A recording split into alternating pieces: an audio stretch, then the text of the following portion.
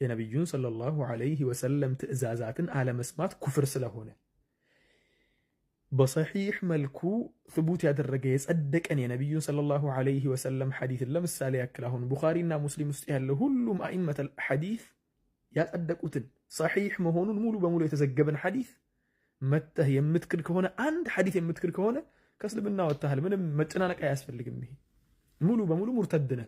ሰላም እንዴት ናችሁ? እግዚአብሔር ይመስገን። እሺ ኡስታዙና ሐዲሱ ሳሂህ መሆኑን እያወቁ ሳሂህ መሆኑን በልባቸው አምነው ከክርስቲያኖች ጋር እየተወያዩ ስለሆነ ባፋቸው ቢክዱ ሙርተድ ይሆናሉ። ምክንያቱም አላህ ከተገደዳችሁ ዋሹ ብሏል። ሱራ 16:106 ልቡ በእምነት የረጋ ሆኖ በክደት ቃል በመናገር የተገደደ ሰው ብቻ ሲቀር ይላል። ስለዚህ ከተገደዳችሁ ዋሹ ብሎ ስላለ ቢዋሹ ሳሂህ የሆነን ሐዲስ ዳይፍ ነው ተቀባይነት የለውም ብለው ቢሉ ከእስልምና ይወጣሉ። ይሄ ነገር እንዴት ይታያል? እስኪ እንስማ። ኡስታዙና ሰላም ምንድነው የሚለው? ሐዲሱ በአንዳንድ ሊቃውንቶች ዘንድ ተቀባይነትም የለውም ከሰነድ አንፃር።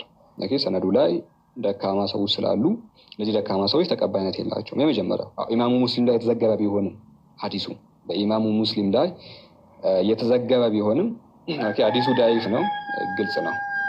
ዳይፍ የሆነ ሐዲስ ነው። ለዛ ምናምን ያው ሊቃውንቶች እና ኢማም አልቡኻሪ ምናምን ያን ነገር ያስቀምጣል። ኡስታዙና ሳላ ከክርስቲያን ወንድማችን ጋር እየተወያየ ወንድማችንን አስወርዶ ሐዲሱን ዳይፍ ነው እያለ ይክዳል። ምክንያቱም እንዴት ይሄ ሊሆን ይችላል ብለው ሊጠይቁ ስለሚችሉ ያለው አማራጭ ሐዲሱ ዳይፍ ነው ብሎ አለባብሶ ማለፍ ስለሆነ ማለት ነው።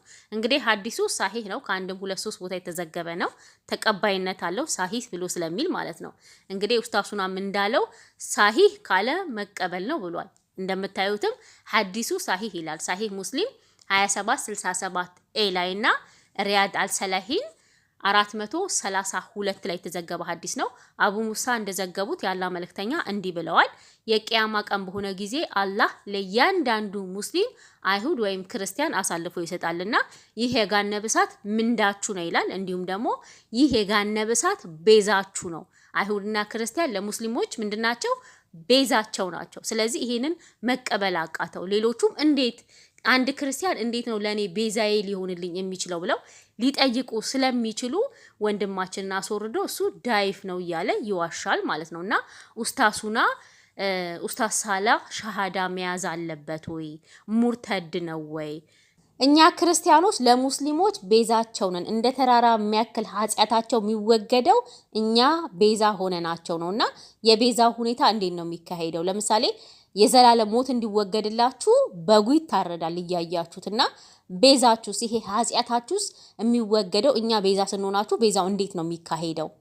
ይሄን ነገርም ብታብራሩልን።